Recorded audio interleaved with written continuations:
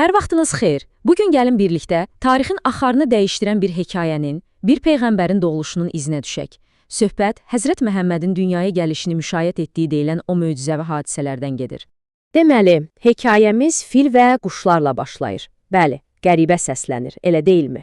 Amma hər şey bir körpənin doğulmasından əvvəl nəhəng bir filin diz çökməsi ilə başlayır. Tarixə fil ili kimi həkk olunacaq o məşhur ildə. Gəlin gözümüzün önündə canlandıraq. Məkkə şəhəri, 571-ci il. Üfüqdə nəhəng bir toz buludu qalxır.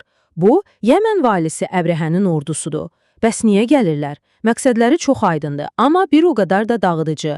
Ərəblərin qəlbi sayılan Kəbəni dağıtmaq, istəyir ki, hamı onun Sənadakı o möhtəşəm kilsəsinə üz tutsun. Bəli, Əbrəhənin öz dili ilə dediyi kimi, o, ərəblərin həcc ziyarətini öz kilsəsinə yönəltməyincə dayanmayacaqdı. Yəni, məsələ sadəcə bir binanı yıxmaq deyildi. Məsələ həm də dini, iqtisadi, bir sözlə bütün gücü öz əlinə keçirmək idi. Onun o dəbdəbəli Kullis kilsəsi vardı, amma insanların ürəyi hələ də Məkkədə, Kəbədə döyünürdü. Bax, o bu rəqabətə bir dəfəlik son qoymaq istirdi. Və bu zaman Məkkənin lideri Əbdülmüttəlib cəsarətlə Əbrəhənin hüzuruna çıxır. Amma onun dedikləri Əbrəhəni yumşaq desək şoka salır. Hamı gözləyir ki, o şəhər üçün, Kəbə üçün yalvaracaq. Amma o nə deyir? Mən əskərlərinin apardığı 200 dəvəm üçün gəlmişəm. Kəbəyə gəlincə, onun öz sahibi, onu qoruyacaq Rəbbi var. Əbrəhənin reaksiyası isə təəccüb və biraz da istehza dolu olur. Bu əslində iki fərqli inancın, iki fərqli dəyərlər sisteminin üz-üzə gəlməsi idi. Və sonra olanlar həqiqətən də ağla sığmazdı.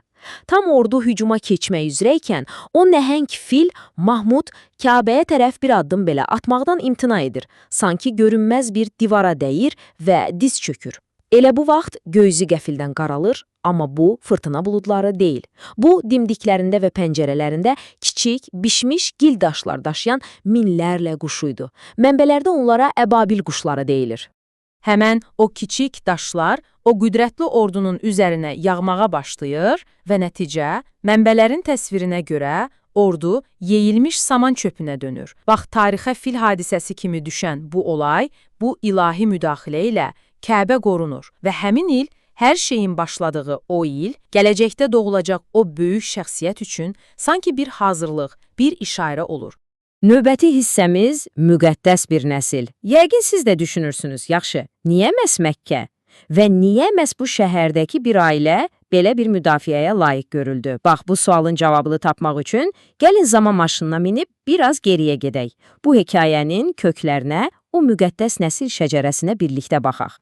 Bu şəcərə sadəcə bir adlar siyahısı deyil, əslində bir missiyanın hekayəsidir. Hər şey Həzrət İbrahimin öz nəslindən bir peyğəmbər göndərilməsi üçün etdiyi dua ilə başlayır.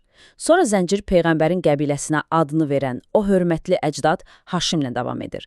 Daha sonra Məkkənin lideri, müqəddəs Zəmzəm quyusunu yenidən tapan Əbdülmüttəlib gəlir və nəhayət bu zəncirin son həlqəsi peyğəmbərin atası olacaq Abdullah. Bütün bu silsilə sanki tək bir məqsədə xidmət edirdi. Bütün bu hekayəni bir-birinə bağlayan isə çox maraqlı bir anlayış var. Nuri Muhammədi, yəni Məhəmmədin nuru. Rəvayətə görə bu, Allahın hər şeydən əvvəl yaratdığı müqəddəs bir işıq imiş və bu nur peyğəmbərdən peyğəmbərə, Adəmdən İbrahimə, oradan da Məhəmmədin əcdadlarına ötürülüb. Hətta deyilir ki, bu nur onların alınlarında aydın şəkildə parlayırmış. Yəni, bu nəsil elə başından bəri seçilmişdi. Gəldik hekayənin ən dramatik məqamlarından birinə. Bir atanın əhdi. Bu müqəddəs nur, bu seçilmiş nəsil. Bütün bunlar Peyğəmbərin babası Əbdülmüttəlibi həyatının bəlkə də ən çətin sınağı ilə üzrə qoyur. Elə bir sınaq ki, bir atanın qəlbini parça-parça edə bilər. Sual budur. Bir ata Allaha verdiyi sözə sadiq qalmaq üçün ən sevimli oğlunu, canından bir parçanı qurban verə bilər? Hər şey Əbdülmüttəlibin özünü çox tənha və gücsüz hiss etdiyi bir vaxtda başlayır. Cəmi bir oğlu var, ətrafında isə rəqiblər. Və o çarəsizliyi anında dilindən bir and, bir əhd çıxır. Bəlkə də sonradan çox peşman olacağı bir əhd. Bəli, and belə idi. Əgər Allah mənə 10 oğul verərsə, onlardan birini Kəbədə qurban kəsəcəyəm. İllər keçir, duaları qəbul olur və Əbdülmüttəlibin 10 oğlu dünyaya gəlir. Təsəvvür edin o sevinci. Amma bu sevincin üzərinə ağır bir kölgə düşür. Çünki indi andı yerinə yetirmək vaxtı idi. Bəs hansı oğul? Qərar püşkə buraxılır. 10 oğulun hər birinin adı bir püşk oxuna yazılır və o oxlar Kəbənin içində çəkilir.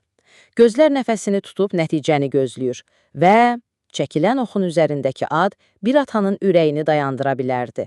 Püşk, Əbdülmütəllibin ən kiçik, ən sevimli oğluna, alnında o müqəddəs nuru daşıdığına inanılan Abdullaha düşür. Təsəvvür edirsiniz o anı?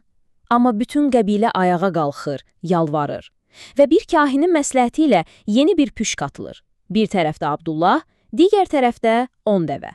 Püşk çəkilir, yenə Abdullah. Dəvələrin sayı artırılır, 20 olur. Püşk yenə Abdullahı göstərir.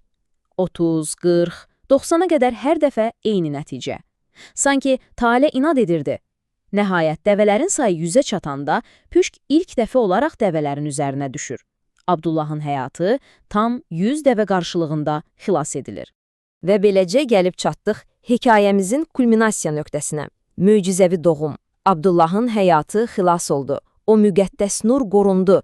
Bütün bu yaşananlar, fil hadisəsi, o çətin and, sanki hamısı bircə ana, tarixin axarını dəyişdirəcək o möcüzəvi doğuma bir hazırlıq idi. Bu doğumu ən yaxşı kim təsvir edə bilər? Əlbəttə ki, anası Aminə. Onun öz dilindən rəvayət edilir ki, doğuş anında ondan elə bir nur çıxıb ki, uzaq Suriyadakı, Şamdakı sarayları belə aydınladıb.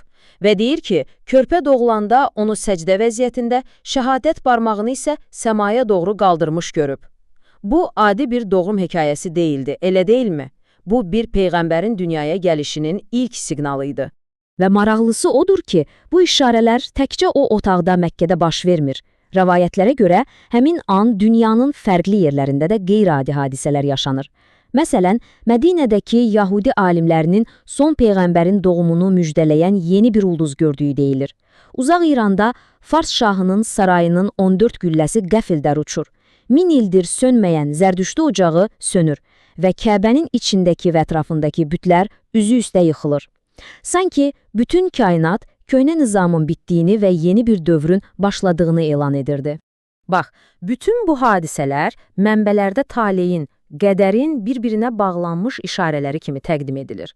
Bu bizi bir suala gətirib çıxarır. Görəsən, bu cür rivayətlər, bu hekayələr bizim tarixi şəxsiyyətlər haqqında, ümumiyyətlə, inancın təməlləri haqqındakı düşüncələrimizi necə formalaşdırır? Bu, onu göstərir ki, tarix bəzən sadəcə rəqəmlər və faktlar yığını deyil, həm də dərin mənalarla, inancla hörülmüş bir dastandır. Bu mövzuda sizin də fikirlərinizi bilmək çox maraqlı olardı. Bizimlə olduğunuz üçün təşəkkür edirəm.